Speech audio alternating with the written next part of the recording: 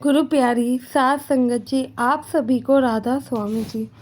सात संगत जी, भरोसा क्या होता है जो कि बच्चों को माता पिता पे, अपने गुरु पे होता है, अपने टीचर पे होता है, अध्यापक पे होता है।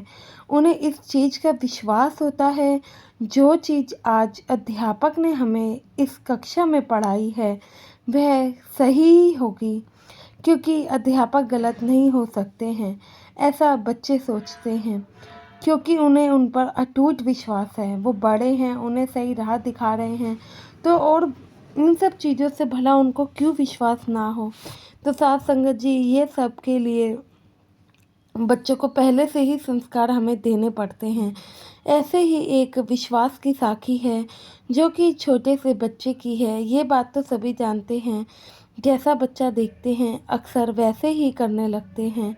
तो साथ संगत जी, एक सत्संगी परिवार था। सत्संगी परिवार में जो लोग जैसे जैसे डेली बेसिस पे नियम करते हैं वैसे ही उस घर में होता था। सुबह उठ के बाबा जी के आगे हाथ जोड़ना, उनका शुक्र अदा करना और हर चीज़ में उनका शुक्र अदा करना। रात में सोते समय बाबा जी के फ़ोटो के आगे हाथ जोड़ना, कोई भी खाना बनना तो बाबा जी का भोग लगना, उसे प्रसाद की तरह ही खाना और उस खाने को बिल्कुल भी व्यर्थ ना करना।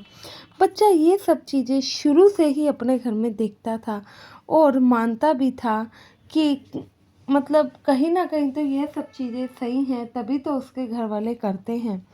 तो सात संगत जी, ऐसे ही उसकी मम्मी की आदत थी, घर में प्रसाद जो भी खाना बनता था बाबा जी को डेली भोग लगाती थी।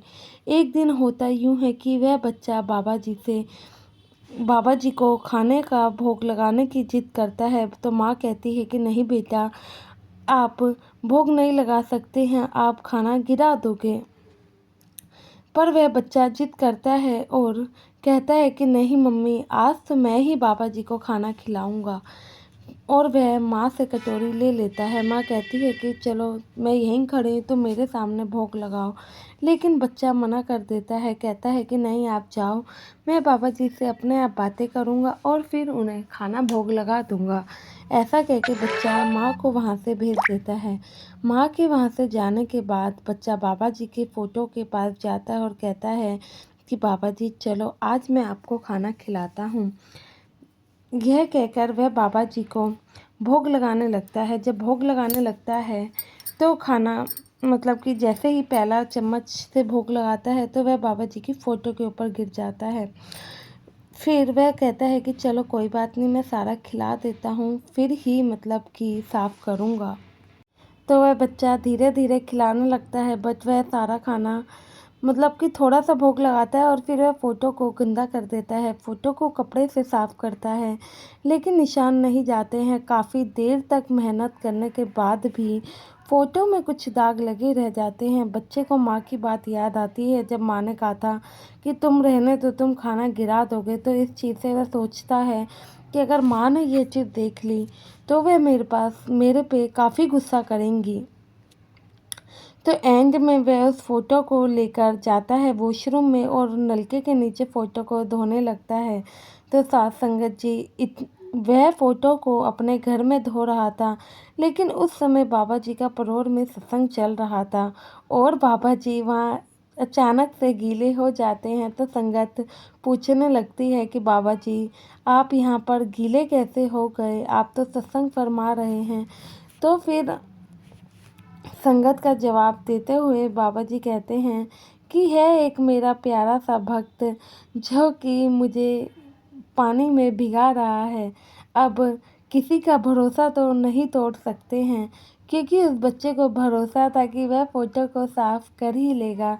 और ऐसे ही पानी में भीगते भीगते फ़ोटो से निशान भी चले जाते हैं। पर जैसे ही खाना फ़ोटो पे गिरा और वह उसने साफ़ भी कर दिया, लेकिन इस चीज़ से उस बच्चे को यह पूरा विश्वास हो गया कि उसने बाबा जी को भोग लगाया, तो बाबा जी ने खाना भी खाया। और उधर बाबा जी भीग रहे थे। क्यों? क्योंकि अगर आप लोगों ने शायद ये चीज़ कभी सुनी हो, तो बाबा जी हमेशा ही कहते हैं कि हमारे कर्मों का बोझ सतगुरु को उठाना पड़ता है। साथ संगत जी, बाबा जी हमेशा ही हमारे विश्वास को कायम रखते हैं। अगर हम विश्वास से कहते हैं कि ये काम हो जाएगा तो वो सच में हो जाता है। उस बच्चे के मन में आस्था की बात थी कि बाबा जी इस खाने को भोग लगाएंगे तो खाना प्रसाद बन जाएगा, और वह बात बिल्कुल सच भी होती है। बाबा जी उसकी आस्था को टूटने नहीं देते हैं। तो ऐसे ही फिर ये परंपराएं घर में चलती हैं। बच्चे उन चीज़ों पे विश्वास करके अच्छे संस्कारों को चुनते हैं, अच्छे रास्ते पर चलते हैं। ऐसे ही हमें भी अपने बच्चों को शुरू से ही सत्संग घर लेके जाएंगे तो वह भी कुछ अच्छा ही सीखेंगे और सही राह को चुनेंगे। आशा है आप भी इन सब चीज़ों पे अमल करेंगे और अपने बच्चों को सत्संग से जुड़ी रिलेटेड बातें बताया करेंगे, साखियाँ सुनाया करेंगे, ताकि आज के युग में भी वे अच्छे ही कर्म कर सकें। साखी अच्छी लगी हो, वीडियो अच्छी लगी तो लाइक और चैनल को सब्सक्राइब करना ना भूलें। गुरु प्यारी साथ संगत जी आप सभी को राधा स्वामी जी।